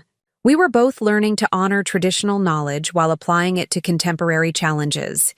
He in the built environment, I in healthcare and wellness. Our shared interest created new dimensions in our relationship, allowing us to connect beyond familiar family patterns. When he invited me to consult on a major redevelopment project for an aging industrial zone, I recognized it as more than a professional courtesy. It was an acknowledgement of our mutual growth and a desire to collaborate as equals. Meanwhile, Wren's involvement with Meadowlark continued to deepen. Her insight crystallized something I had been feeling but hadn't articulated: that sustainability wasn't merely about environmental resources, but about cultural resources as well. Traditional knowledge systems that had developed over centuries contained sophisticated understandings of plant-human relationships that couldn't be replicated through isolated laboratory studies, no matter how technologically advanced. This recognition guided the Foundation's approach to scientific validation. Rather than attempting to reduce traditional preparations to isolated compounds that could be synthesized commercially, we focused on understanding how complex botanical interactions achieved therapeutic effects. This sometimes meant accepting that certain preparations defied complete scientific explanation, given current analytical limitations, an intellectual humility that wasn't always comfortable for conventionally trained researchers, but that honored the empirical validity of traditional observations. Our methodological innovations gradually gained recognition within scientific communities previously skeptical of traditional medicine. Invitations to present at pharmacological conferences, collaborations with major research universities, and funding from prestigious scientific institutions affirmed that we were successfully building bridges between knowledge systems. This professional recognition coincided with a personal milestone: my 65th birthday. Unlike my 60th, which had passed with minimal acknowledgement during Meadowlark's early development phase, this occasion became an opportunity for celebration that reflected my transformed circumstances. Wren and Finley organized a gathering that brought together people from all domains of my life: Meadowlark employees, Foundation researchers, academic colleagues, and family members.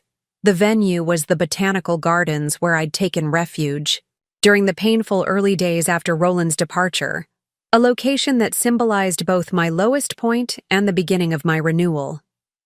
The evening featured thoughtful tributes that acknowledged different facets of my journey. Elena spoke about our research collaboration, Imara reflected on Meadowlark's development, and Miles shared stories from our childhood that highlighted the persistent curiosity that had eventually found expression in my second-act career. Most moving were the words from my children. Finley, never naturally comfortable with public speaking, nevertheless stood before the assembled guests with evident emotion. "The woman standing before you today," Finley began, his voice steadier than I'd anticipated, is someone I've been privileged to discover gradually over these past several years.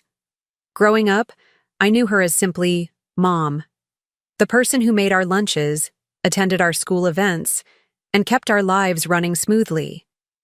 It took me embarrassingly long to recognize that this was merely one dimension of a multifaceted individual with depths I hadn't bothered to explore.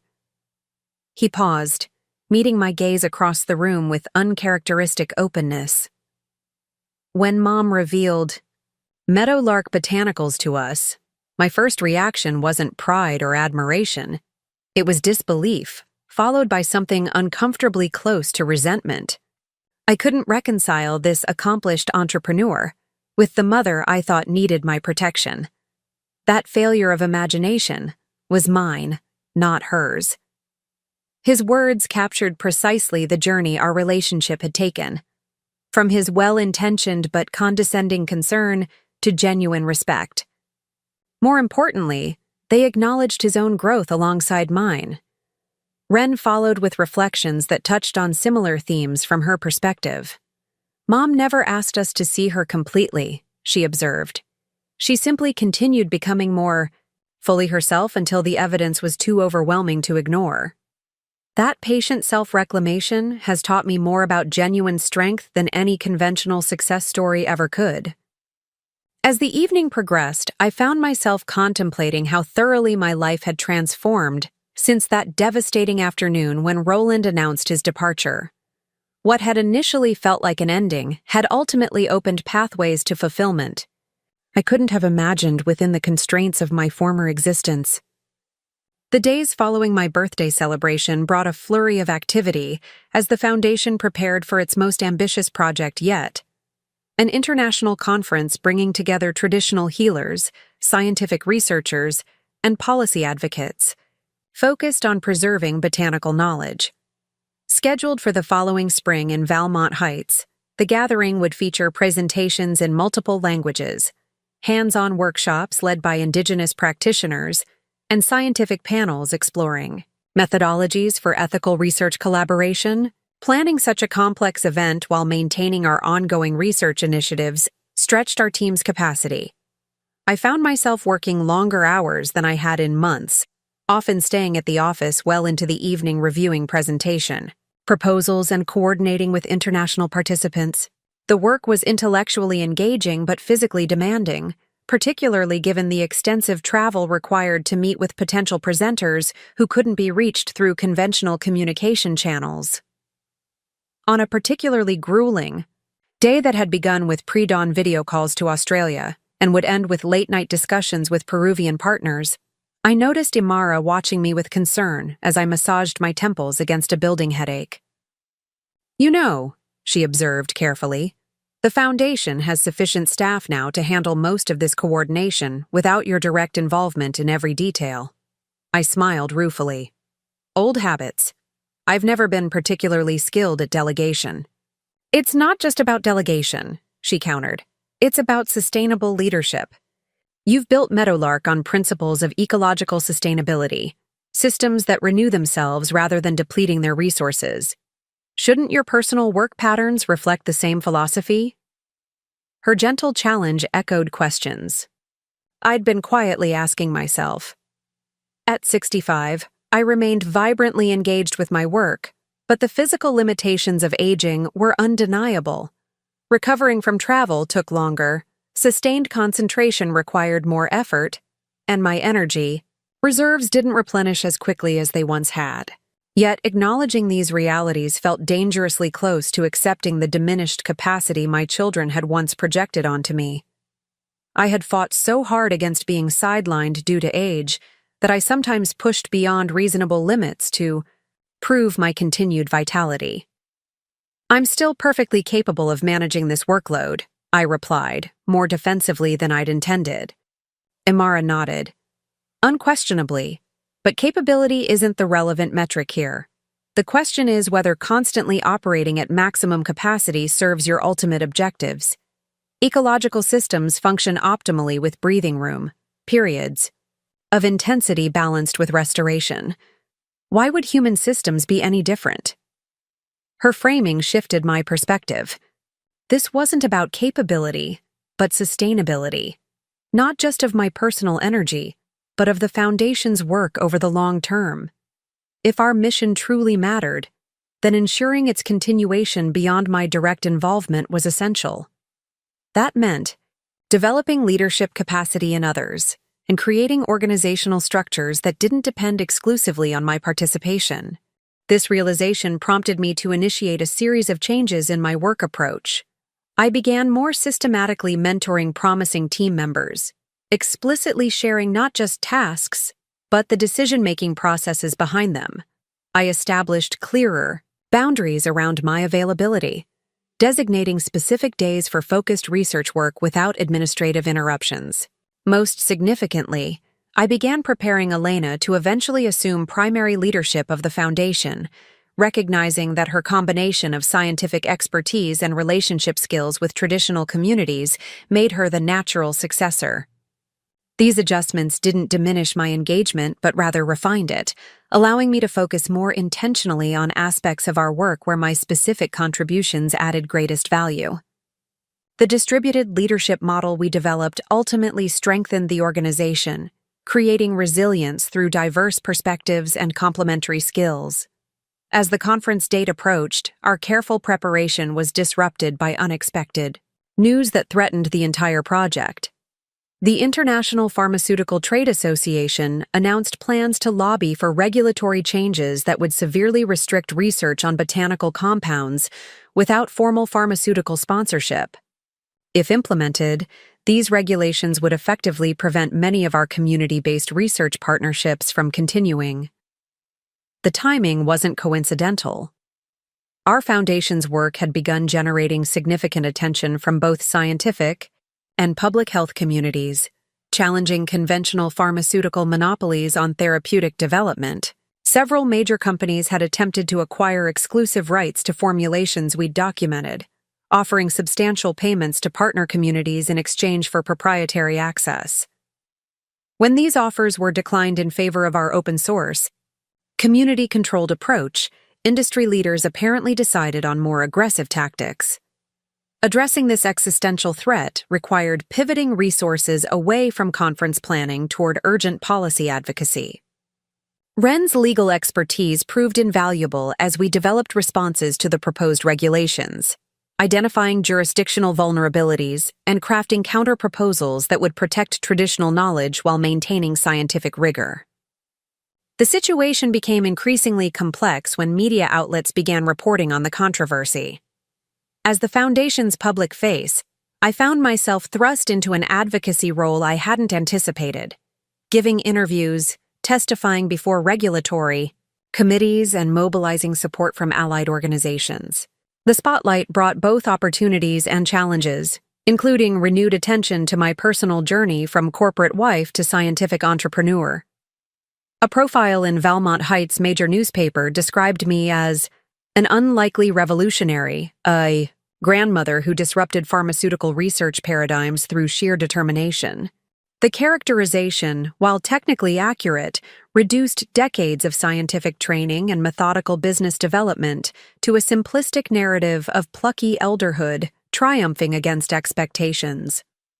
More concerning were industry attempts to discredit our research as scientifically unsound and dangerously unregulated. Public relations firms hired by pharmaceutical interests suggested our Foundation was exploiting indigenous communities rather than empowering them, accusations that struck at the heart of our ethical commitments. Responding effectively required amplifying voices that weren't my own. Rather than defending our methods myself, I stepped back to create platforms where our partner communities and scientific collaborators could speak directly about their experiences. We organized public forums where traditional healers shared their knowledge alongside academically trained researchers, demonstrating through practice rather than rhetoric how different knowledge systems could productively inform each other. This approach gradually shifted public discourse from simplified narratives about individual actors, myself included, toward the substantive issues at stake: who controls healing knowledge, how diverse cultural wisdoms can be honored within scientific frameworks, and what responsibilities exist toward traditional knowledge keepers in an increasingly commercialized healthcare landscape. The regulatory battle continued for months, consuming significant foundation resources and repeatedly delaying our planned conference. Yet this challenge ultimately strengthened our work in unexpected ways, forcing us to articulate our methodologies with greater precision and building broader coalitions with like-minded organizations worldwide. By the time the International Botanical Medicine Conference finally convened, nearly a year after its originally scheduled date, it had evolved from a modest gathering into a watershed event for the field. Over 800 participants from 43 countries converged on Valmont Heights, representing traditions ranging from Ayurvedic medicine to indigenous North American practices to traditional Chinese medicine. Standing at the podium to deliver the opening address, I surveyed the extraordinary diversity of the assembled participants. Elders in traditional dress, seated alongside researchers in business attire, university students exchanging notes with apprentice healers, government officials engaged in animated discussion with community advocates. This unprecedented convergence of knowledge systems represented exactly what our foundation had been working toward: genuine dialogue across boundaries that had historically been treated as impermeable. We gathered today not to romantically preserve traditions as museum artifacts, I began, nor to extractively mine traditional knowledge for commercial applications. Rather, we come together in recognition that healing wisdom belongs to humanity, collectively while originating in specific cultural contexts that deserve both respect and recompense. Our challenge is to honor these seemingly contradictory truths simultaneously. The conference proceedings reflected this balanced approach. Scientific panels required traditional knowledge keeper participation for validation. Workshop facilitators spoke multiple languages or worked with cultural translators to ensure concepts retained their integrity across linguistic boundaries. Business discussions included explicit consideration of equitable benefit sharing with source communities. Most significantly, the gathering established formal protocols for ethical botanical research that were subsequently adopted by scientific journals and funding organizations worldwide. These protocols, developed collaboratively during the conference, ensured that traditional knowledge contributions received proper attribution, that research benefits flowed back to source communities, and that indigenous practitioners maintained control over knowledge they considered sacred or not appropriate for commercialization. As the conference concluded, the Foundation announced the launch of a global database documenting thousands of traditional botanical preparations, along with their culturally appropriate applications and scientific analyses. Unlike proprietary pharmaceutical databases, this resource remained freely accessible to communities worldwide, while incorporating sophisticated cultural permission systems that respected indigenous protocols regarding knowledge dissemination. The database's unveiling marked a personal milestone as well. Though I would continue serving on the Foundation's board, I officially transferred executive leadership to Elena, completing the succession planning we had developed over the preceding year. The transition felt neither premature nor overdue, but appropriately timed, allowing me to step back from daily operational responsibilities while maintaining meaningful engagement with our research initiatives. This redefined relationship with the Foundation coincided with other life adjustments. After a decade maintaining my sprawling property to accommodate Meadowlark's research gardens, I decided to simplify my living arrangements. Not by moving to the assisted living facility my children had once envisioned, but by designing a more manageable home that better suited my current needs while maintaining connection to the land that had transformed my life. Working with Finley, whose architectural focus had increasingly shifted towards sustainable design, I planned a smaller residence adjacent to Meadowlark's research facilities. The design incorporated universal accessibility features that would accommodate potential mobility changes as I aged, while creating seamless connections between indoor and outdoor spaces that reflected my continued engagement with botanical cultivation. "This isn't downsizing," I explained when Ren expressed surprise at my decision. "It's right-sizing for this phase of life." The property will remain under the Meadowlark Trust, continuing to serve its research purpose, while my personal living space reflects current rather than historical requirements. The distinction was important to me. Unlike the assisted living facility my children had proposed years earlier, which would have separated me from meaningful work and productive engagement, this transition preserved my connection to purpose, while acknowledging changing physical needs. It wasn't capitulation to aging, but conscious adaptation that enhanced rather than diminished quality of life. Construction began that autumn, coinciding with my 67th birthday. The timing felt symbolically appropriate, breaking ground on new foundations exactly 7 years after Roland's departure had catalyzed my transformation. What had begun as unwanted disruption had evolved through multiple iterations, each building upon rather than replacing what came before. As the framework of my new home took shape, I found myself reflecting on the parallel constructions of my reconstituted identity, how I had similarly built new structures of selfhood upon foundations that remained fundamentally sound despite the seismic shifts of midlife abandonment. The architectural metaphor resonated deeply, reminding me that adaptation needn't mean erasure of what came before. This period of transition was marked by unexpected reconciliations in multiple domains. Roland, whose health had begun declining, following a minor stroke, reached out with uncharacteristic vulnerability. "I've been thinking about mortality lately," he admitted during a rare phone call. "There are conversations we probably should have had years ago, though wary of reopening." Old wounds. I agreed to meet him for coffee at a neutral location.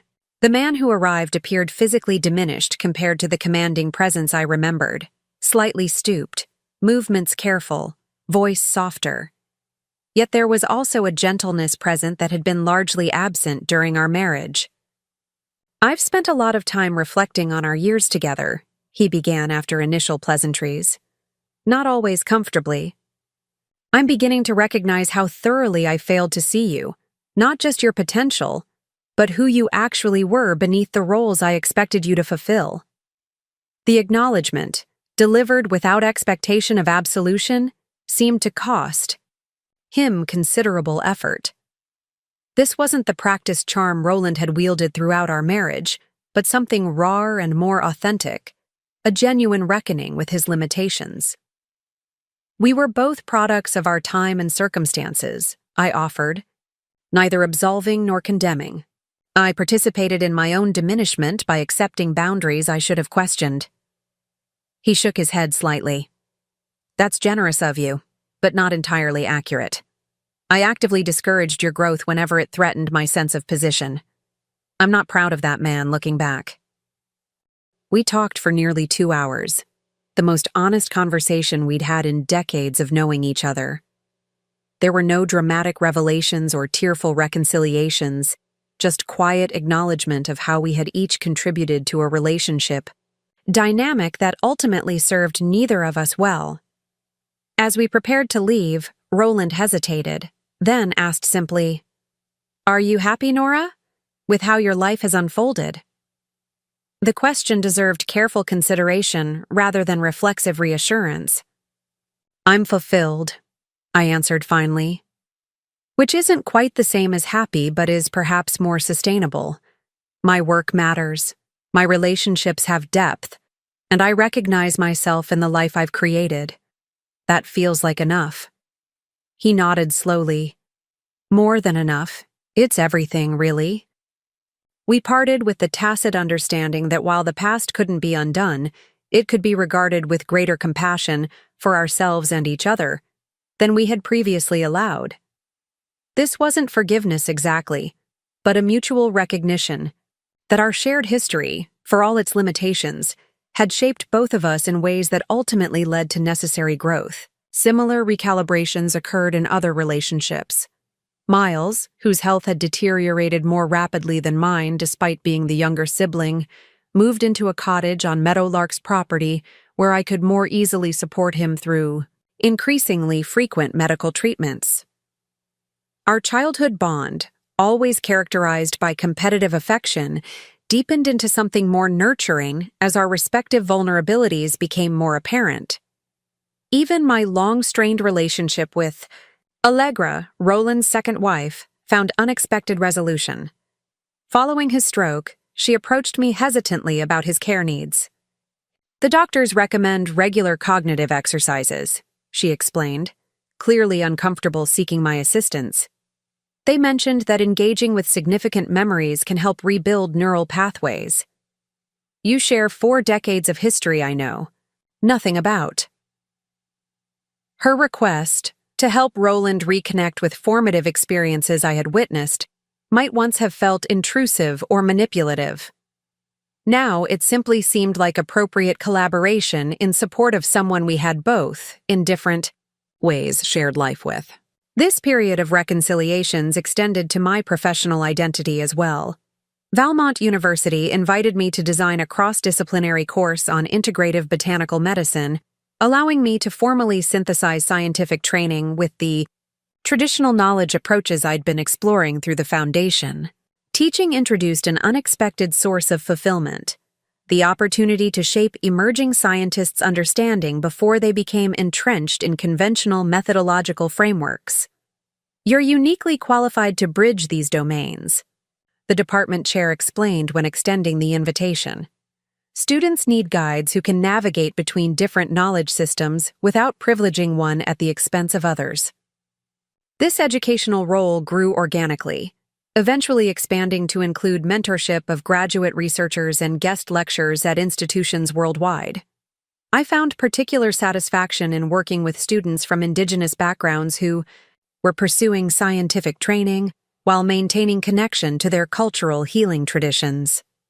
Their integration of different epistemological approaches often generated innovative research questions that conventional scientific training alone might never have surfaced.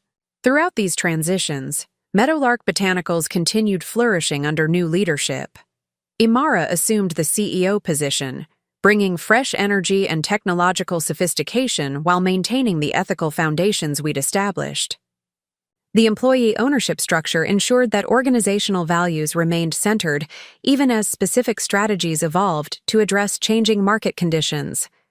I maintained meaningful connection with Meadowlark while relinquishing day-to-day involvement, attending quarterly board meetings, consulting on research initiatives that aligned with my expertise, and serving as an organizational elder whose historical perspective provided useful context without constraining innovation.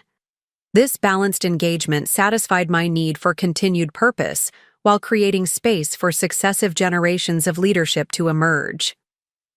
As my 71st birthday approached, I completed the move to my new home on Meadowlark's property.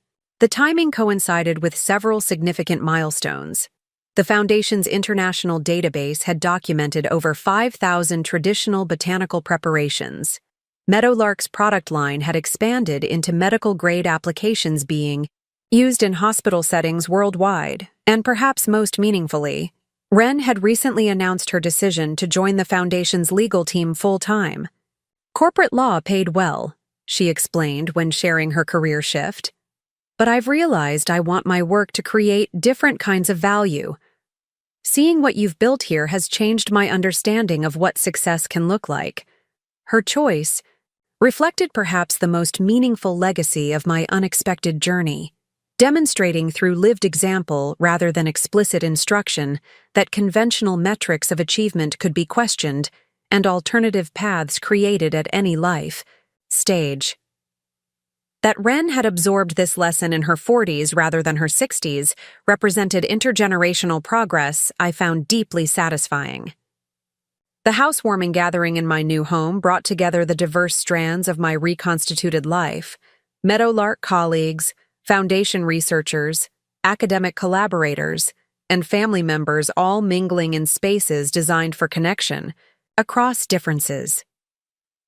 Finley had integrated elements from my original herb garden into the landscaping, preserving the specific varieties that had launched my botanical journey, while arranging them in more accessible configurations, appropriate to my changing physical capabilities. As twilight descended, I found myself seated on the porch with Miles, watching younger generations engage in animated conversation across the garden. Traditional healers from our partner communities taught university researchers improvise dance, steps. Wren's teenage children displayed plants they had cultivated under their grandmother's guidance. Meadowlark employees discussed production innovations with foundation scientists. Boundaries between commercial and research domains increasingly fluid. "You've created quite a legacy," Miles observed, gesturing toward the thriving community before us. Though I suspect legacy isn't quite the right word, since it implies something left behind rather than actively unfolding. His observation captured precisely what felt most meaningful about this phase of life. The various initiatives I'd helped establish weren't static monuments but dynamic, evolving entities with their own momentum and direction. They would continue developing, in ways I couldn't predict and might not wholly approve. Expressions of collective imagination rather than individual vision. This recognition brought an unexpected sense of liberation. The compulsion to control outcomes that had characterized much of my adult life, manifesting differently but persistently across roles as mother, wife, and organizational founder, had gradually yielded to something more spacious. Not abdication of responsibility, but acceptance that influence and determination were different qualities entirely.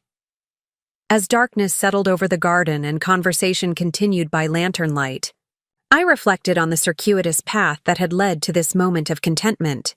The painful rupture of Roland's departure, which had once seemed an ending, had ultimately created opening for authentic becoming.